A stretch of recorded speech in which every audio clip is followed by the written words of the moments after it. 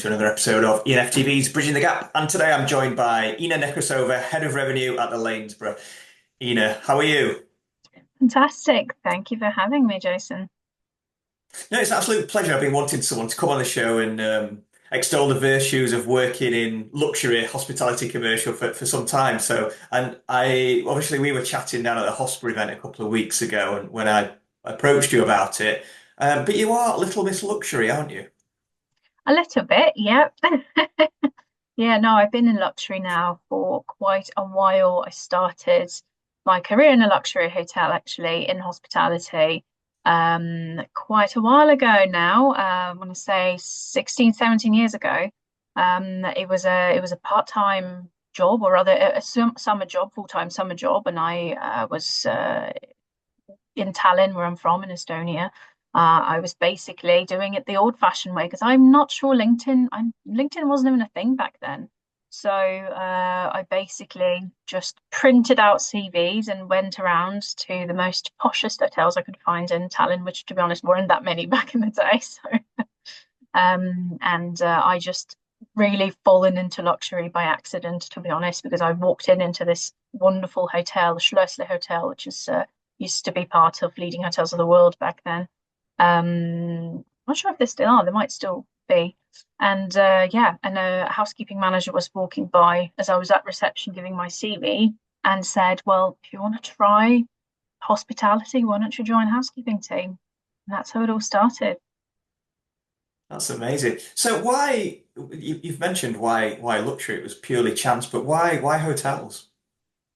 Well, I was in quite engaged with Rasmus programs when I was in my teenage years. I studied in English, French, and German in a language school, and that school kind of had an opportunity to get involved in Erasmus programs, so travel the world, um, particularly travel European countries and participate in youth projects and youth councils.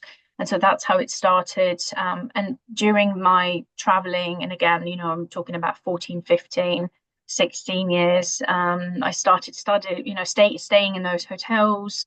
It was my first experience staying in quite nice hotels and nice areas in Europe. And I just got really fascinated with that world. And then my job at 17 and as a housekeeper, that was more of I just thought, okay, well, what could I possibly do? Maybe I'll try hotels. But I absolutely loved it. And to say that as a housekeeper, you absolutely loved it and like fell in love with it, because housekeeping is really hard work as well. But I was so fascinated with the amount of detail that goes into looking after a room, a suite in a five-star hotel, the amenities that we were offering, the fact that like the carpet had to be, the edges had to be put a particular way. It was like a frayed carpet. You had to make sure the everything is perfect. And I was never, coming from a you know, very normal, as you say, family where luxury just wasn't on the table ever. And when we traveled, to give an idea of where my family was, we traveled Europe by bus. We couldn't afford plane tickets, so luxury Mm. was a well removed concept from my experience growing up. But I was just fascinated and taken by the quality and the service and just how well we looked after guests. So that's how it enticed me. I find it fascinating that you describe your family life and having to travel by bus rather than plane to go to, far-flung foreign lands. But yet you had something about you that walked in to the reception of a luxury hotel and gave your CV into reception. That's fascinating. Yeah, yeah, absolutely. Because I mean, I think this is what a lot of the time sets you apart in general is doing things that other people wouldn't do, and going that extra mile. So that's, I think, what it gives you the competitive edge. And I followed that strategy throughout my life, is just doing just that bit extra. Instead of sending an emailing a CV, walking in person and talking to somebody and asking at reception, will they think you're a little bit annoying? Probably, but will you get the job done? Totally. So Stepping out of your comfort zone is what it is, isn't it? Yeah. absolutely. Tell us about how your career developed from there, Ina. So from then onwards, once I had that experience of a summer job in a five-star hotel, it kind of solidified in my mind that I wanted to get my education in hotel business. And once I graduated school in Estonia, I moved to the UK. And I started my degree in international hospitality management in Oxford Brookes University, which was a lovely experience, and only have great things to talk, to tell about that university. And during my time, the 4 years sandwich course that I did, I was very mindful of the fact that there's about another 40 people on the course on in the same year than me, and plus also every single year that will compete potentially for the same jobs once we're all graduated. So I tried my best to make sure that I can diversify my experience, so I don't just am not just a student, a graduate by the end of this experience, but I have something on my CV that will distinguish me. So one of those is securing a placement. So I think it was really important, if, particularly in hospitality, that you don't just have the academic knowledge of the subject, because it's such a practical matter. So I knew I had to get work placement. So I went to Ireland to work for that for a year, and it was essentially management training. And I did again a bit of everything: housekeeping, events, bar, restaurant, breakfast, dinner. I mean, everything pretty much that you can imagine, from a kind of entry positions in every department in the hotel. So it gave me a really good overview. I didn't know yet what to specialize in, so I tried. It took me a bit of time to figure out where my heart lies, particularly within hotels. And then during my studies, I also did a student exchange in Hong Kong for 6 months. So again, that allowed me to just make sure that when I say international hospitality management, that I've got international there. So it's not just based in the UK, that actually, I took time to work in a different country, and then, travel abroad and do a 6 month study in Hong Kong as well. So it was a fantastic experience. So by the time that and also during that time, I also worked part-time in a hotel in Oxford. So that allowed me to just carry on accumulating that experience. And I also tried retail for a bit. So I worked as a supervisor at a jewelry store, like a little jewelry shop in Oxford, as a part-time job along my studies. And I realized retail was definitely not for me. And I think hospitality is my hardest. So, but it's nice to step away just to make sure that what I'm doing is the right thing. And so in the back of that, so once I graduated university, because I wasn't sure yet what I want to specialize in, what departments, and I wasn't sure if maybe I want to be a GM one day, the perfect next role came up for me, which is a graduate program with Red Carnation Hotels. So it's a 2 year program, and they really give you some really solid basics on how to be a manager. So again, I started in food and beverage, and then worked, pretty much in a lot of other departments, reception. I mean, even had some time in sales, had some time in human resources, in revenue. So once we started getting to the revenue bits, this is where things started to really kind of fall in place for me. So particularly reservations and revenue, and I started to think, okay, this is where I feel the most interested and the most engaged from my perspective. So I loved all of the parts of hospitality, but that was just like I was waiting for that click of something to say, no, this is the one. And I Mm. felt that way about revenue. But back in the day, we didn't have revenue analyst positions, so you basically could only get into revenue management. And it was very difficult to get into revenue management. I think it's still a little bit complicated sometimes, unnecessarily so, to get into revenue management. So it was tricky, and I had to figure out, okay, how can I, now I'm a graduate trainee, how can I eventually be a revenue manager, revenue director? So the way that I got when in the way the opportunities kind of landed on my desk to become a duty manager after my graduate scheme.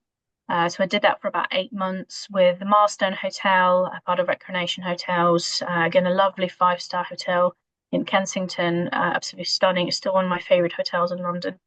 And that experience gave me, again, really good operational exposure, which is something I value now that I am doing revenue full time. Even though in the moment you feel a bit like, oh, but I want to be revenue. I don't want to be dealing with this guest complaining in front of me. But it is such a good experience that I encourage anybody who wants to go into a non-operational department to actually give operations a go and a try, because it will just open up your eyes to what the teams go through on a daily basis, and how challenging it is really, but also how exciting. And some people are just absolutely thriving in operational roles. Some really motivational people I've met in my career, directors of food and beverage. I mean, really hard work, but if you're passionate about it, like you can really shine. So from that point onwards, I was promoted to reservations manager after my position of duty manager, because my managers at the time knew that, and my GM at the time knew that I really was passionate about going into revenue, reservation side. So I became a reservations manager, overseeing the events department as well. So it was reservations agents and events coordinator. And that was my first role as the head of department at the age of 25. Lots to learn for sure. So, it's funny because in the moment you think, oh, I got this, I got this. But then looking back, I mean, gosh, there was so much for me to learn very fast as well to thrive in the position. And then from Red Carnation, I moved on to Bulgari Hotel, London. A wonderful hotel in Knightsbridge with 85 bedrooms. So I was the first reservations manager since the hotel opened in 2012. They just never really had that position. I joined them and had quite a big team for the time. And there was 6 people reporting to me, or 6 reservations agent supervisors. So worked there for about 2 years, and that was again really valuable experience of like really, and we got amazing results during my time there, just pushing for excellence, and yeah, really enjoyed that. But then I knew that all of these positions are basically building me up to go into revenue. And from then on, I had a fantastic offer to join Four Seasons Hotels, and I joined as assistant revenue manager, and that was my first full-time revenue role. Exciting times. It was, I mean, I remember feeling so lucky every day coming into work and doing revenue, like actually finally I get to do what I'm so passionate about. And then roll in 2020. So I think everybody's gone through a very tough time, no matter what you were doing, if you're on furlough, if you weren't working, or if you were at work picking up the pieces from everybody who was on furlough. So, but the one thing it gave me is opportunity to see 2 different hotels, because part of my role was looking after Four Seasons Hampshire and Four Seasons London at Park Lane. So a city hotel and a countryside hotel, to see how they both recover from the pandemic, which was very educational. And, just to see the trends, how different they were, just having the visibility of 2 markets was incredible.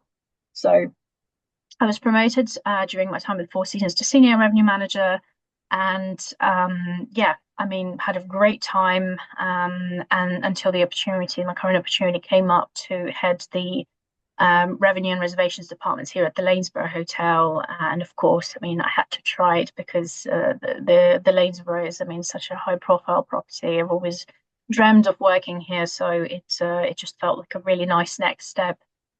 Plus, being now in a role of heading revenue, and calling all the shots from a revenue management perspective, was a scary step, but also a necessary one, and the one that, yeah, I'm really enjoying.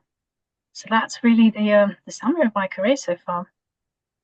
Story so far, and it's really interesting. One thing I really like to hear you talk about is how you expose yourself to all the different departments, including operations, quite early on in your career. You talk about your 2 placements, so in Ireland and over in the Far East, I think you said. How important were they in shaping the lady that you are today? Um, I think really important, because first of all, putting yourself in a position, and this is where I see this is lacking sometimes from certain individuals, putting yourself in a position where you move to a country on your own completely. You don't know anybody there. You're starting from scratch. And I started from scratch, well, 3 times since leaving Estonia, because first is UK, then Ireland, then Hong Kong. to adapt to that. First of all, I think it really helps to be open to change and to be adaptable because change happens inevitably. And every time you move jobs, there's a very big change that you have to adapt. And so I think that first of all, it really develops you, I think, on a personal level as somebody who can embrace change, who's not scared of it, who's adaptable, who can build connections with people and build a little life. Even if you're somewhere for 6 months, you still have a circle that you build around, yourself. So I think it really encouraged me to just be more open to people, to connect with people quicker and better. Um, because the support network, no matter where you are, you need a support network, even if, again, if you're somebody somewhere for several months. I think also just think bigger picture thinking, because when you, again, for me, when you have international as a word in your degree, I think there needs to be some justification, just what Mm. makes you a specialist in international hospitality management.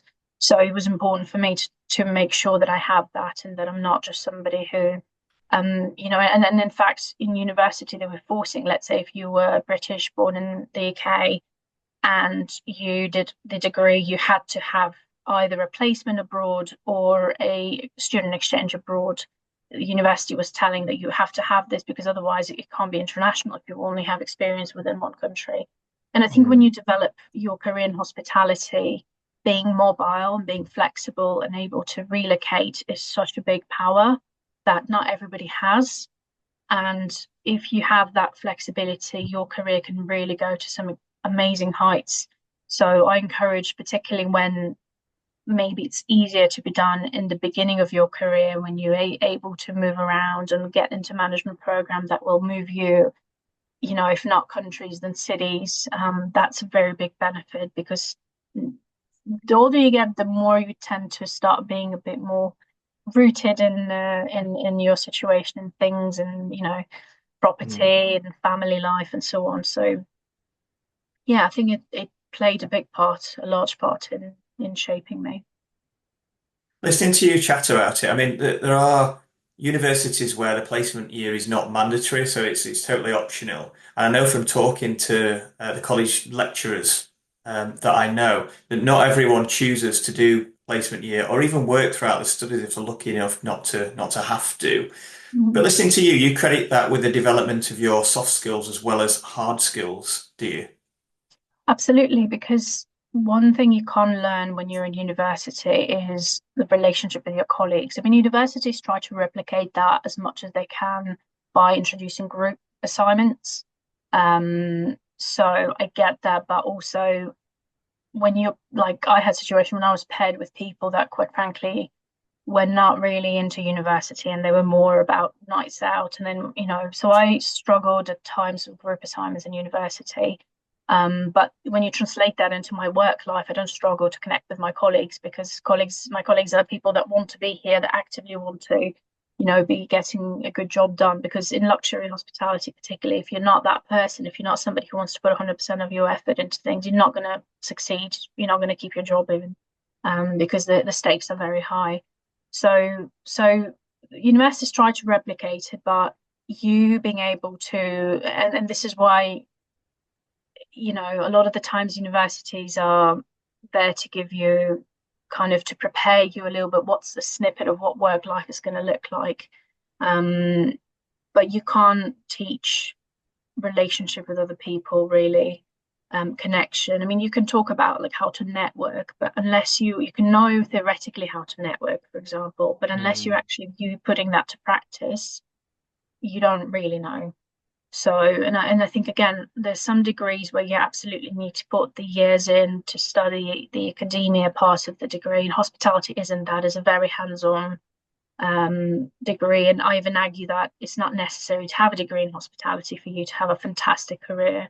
It's Yeah. just, for me, it was the right choice because I wasn't ready at the age of 19 to go into full-time work mentally. So it kind of prepared me more for just like the first taste of being an adult, living on my own, cooking for myself, so Mm. it was a fantastic experience and like probably best years of some of the best years of my life. But that being said, if you are serious about a career in hospitality, experience is going to be so, so, so valuable. I see Yeah, the point of a degree without experience if you're somebody who, let's say, does already have experience and you just want to formalize or just add yeah. a degree, a bachelor's or master's to your education, that's fine. But if you really have no experience in a hotel, then you're not putting yourself in a very competitive position if you're just doing the degree with no experience at all. And let's say at the moment, a lot of people tend to also want to go to like non-operational departments, finance, sales and marketing. Um, but then the question is, okay, but you haven't really worked in operations a day in your life. You have, how can you then grow into becoming a leader, let's say somebody who is an executive committee for a hotel when you have no clue what operations actually does? So I think it's really crucial for somebody who wants a career in hospitality to get that experience as early as possible, because then they will just understand if it's for them. Because what you don't want is to spend 3, 4 years of your life in a degree that you realize it's not for me. I don't want it. I don't need it. Unless you really just want to have education and that's it. But you don't want to, you also kind of want to understand earlier on if this is for you or not. And yeah, so that's my take on it. And I think it's very accurate as well.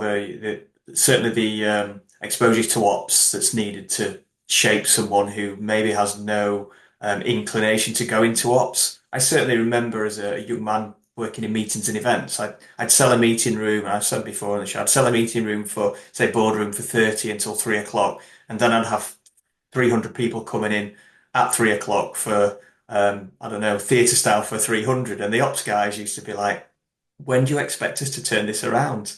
And see, I Yeah. was 19 at the time or something, and I'd be like, I don't know actually.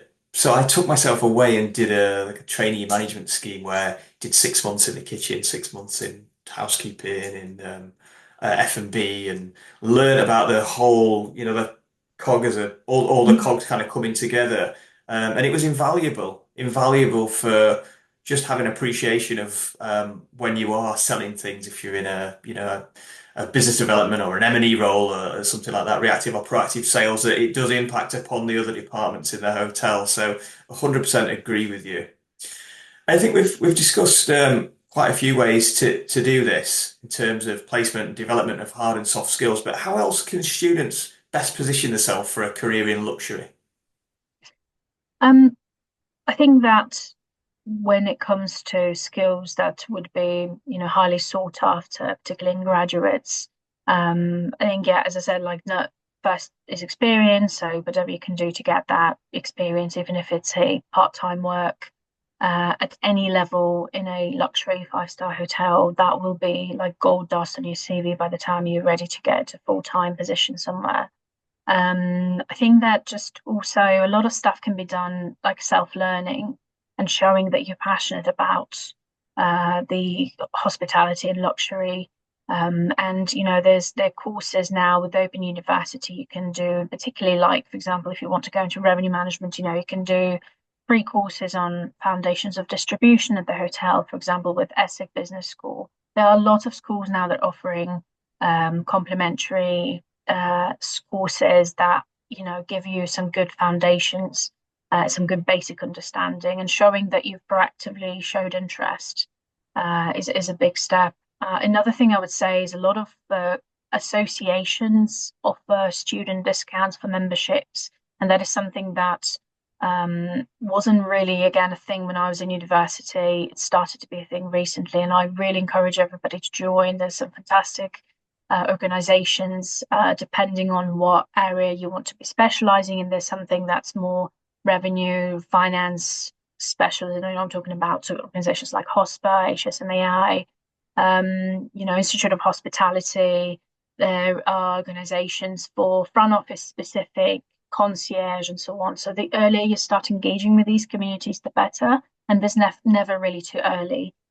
Because I started when I was in university, my first year already, I started going to events that were meant for 4 year students in my first year because I knew, okay, well, I'm going to be there in a few years' time. What can I do now to prepare myself better? Because by the time you're in the fourth year and you're looking for a job, it's already too late to be thinking, how can I diversify my CV? You should really be thinking about it as soon as you go into, as soon as you finish school and you think about your next steps. So engaging with these communities as early on, going to events, there are opportunities with conferences that are happening to volunteer as a student to help run the events. For example, the revenue conference that Revenue by Design organises with Ali Northfields in leading. They always invite students to volunteer to help run the event, and you get a Mm. free ticket to it. It's fantastic opportunities out there to expose yourself to the community and network, because that will then potentially open doors for you. And some of the best opportunities I had were coming from networking, from just talking to the right people and talking to people I didn't know were the right people at the time, but just connecting, getting Yeah. to know. Leaving doing networking the right way, leaving a good impression, like people will remember you. The big thing about hospitality and community, and I think in general everything, is that you need to be your own PR manager, Yes. because the more you appear, the more your face and your name appears somewhere, the more people recognize you, the more people start trusting you, liking you, and this is how you get opportunities, really. It's great to be amazing at your job, but if you don't say and to convey in any way that you are great at what you do and you have great ideas and you have something to say, um, you will be limited to your own company and your own organization within that. So I think that, building bridges with the community as early as possible in your career, the community that you want to belong to, is incredibly important. And I think another step is mentoring. I always advocate for mentorships and mentoring in general, of having both been the mentee and a mentor, and being a mentee and a mentor right now. It's it's such an invaluable resource, and going and again getting a mentor is relatively straightforward. You see somebody in the industry that you admire as a speaker, or just anything, you see somebody, hear somebody say things that really align with how you feel. um Mm. Try to reach out to them and try to just say, look, I admire and I think you can really bring a lot of value to me as a mentor. Would you be open to that opportunity? I really, anytime I did that, I'd never had a no. And it happened Yeah. so rarely that, again, I think that, what's stopping people from reaching out? And again, just doing things that other people don't do is so valuable sometimes with that. So I think all of these steps are very valuable, and all they will position you in a good spot and in a good space to secure a really, potentially good job at the end of university time. I think most people that, if you're approached to be a mentor, will be quite flattered actually that you've approached them, and the natural sort of inclination would be to say yes. But that's just one example of times throughout your career, especially when you were younger and you were a student, where you've kind of, and you said it brilliantly earlier, that you were kind of doing things that others weren't doing, and you saw this flat line of 40 students all together, like in a classroom, that are all going to be, you're quite right, looking for, fighting over the same jobs almost, as well as with all the other universities. And you Yeah, looked at how you could position yourself above that, which showed tremendous foresight. And it's something that I speak to a lot of students with the guest lecturing that I do and have them on the show, and obviously through recruitment opportunities as well. And I always say exactly the same. You've got to put yourself out of your comfort zone and look how you can best position yourself above the rest of your classmates and cohorts. And that could be from seeking out a mentor, could be from doing placements, could be from LinkedIn. I mean, LinkedIn is a really powerful tool. Networking is offline as well as online. Talk a lot about optimizing profiles. I see so many without a picture, or if I see recruiters like us spend a lot of time on LinkedIn, and if someone's not got a picture, for instance, you're yeah, kind of thinking, are they even using it? Because there's a yeah, certain percentage of people out there that are, and this was me 15 years ago. I was on LinkedIn without being on LinkedIn, and these people are not engaging and not kind of reaping the benefits from it. So kind of all that, you took yourself away and developed your soft skills as well as your hard skills. And the point where you thought revenue is for me, you then looked at the steps as to how you were going to get there, which I think all that is absolute gold for any students watching. And I could not put it better myself. absolutely. And I think when it comes to, you mentioned about hard skills versus soft skills. I think the big difference between them is the fact that hard skills are necessary for you to be good at your job, but soft skills are the ones that are going to progress you further and develop you further. And so, yeah, both are really important. And hard skills, in my opinion, are easier to learn than soft skills. Because once you start working, a lot of that is just going to come from knowing the job itself. But soft skills, the way, and for me, soft skills was all about people. How do you influence? How do you convey, get people together to listen, get people to, like you, because from like you and respect you, because that's how you will lead in the future. Yeah. That is a very, exciting skill that comes with being exposed to people. And trust me as an introvert saying that, there's part of me that was like, I'm going to get into revenue because that's the most antisocial job I can find. That's wrong. It's not. I'm talking to people, I'm around people all the time, and revenue management is really about people, believe it or Yeah. not. And I don't think that's, of course, particularly in hospitality, we're all about people, but I think that it's not just hospitality, it's any industry out there. You need to know how to find the right key to every single person that you speak to. And networking is a great example where you can really, really, sharpen your skills of connecting with people in a short period of time, over anything. And, for students, again, another thing I'd recommend is find an organized, structured way that you can make sure you stay on top of the news.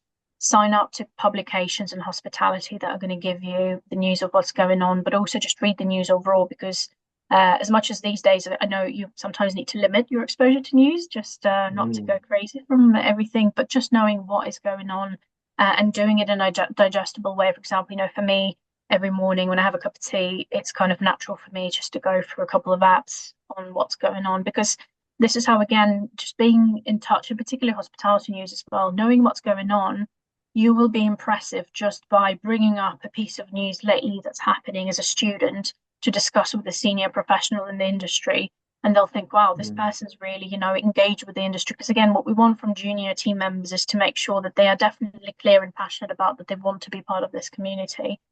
Because we get so many people that are flaky, if I'm going to be honest, that you're like, okay, but where's your heart? They don't know what they want themselves. So what's really impressive to me now, somebody who employs people, is when I see a passionate individual who wants to be part of a community, who knows what's going on, in the industry, and he can have a conversation about some recent piece of news that happened, or ask me my opinion. And that's, again, what an easy way to connect.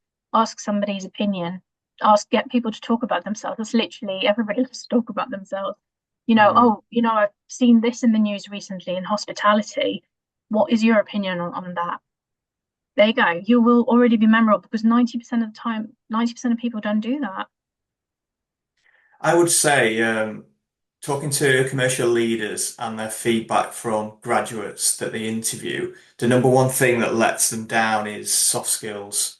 And that is projecting personality, being comfortable. I always say to students going into interview, particularly, try and get it off script. Try and get the interviewer to talk about what they had for tea, where they went on holiday, what they're doing at weekend, because that'll Yeah, calm everybody down and it gets it on a more basal level where yeah. you're almost creating a fertile land for the interview to flourish. Um, it's the number one reason why, because the number one problem that, you know, interviewers have with graduates, that as I see it. So I think, yeah, you're absolutely on the money with that. Yeah. Ina, I better let you crack on with your day, because you very kindly allowed me to have a chat to you, and it's been an absolute education. But before we go, tell me what's next for Ina then? Your career journey so far has been fascinating. I'm eager to know where you see yourself next.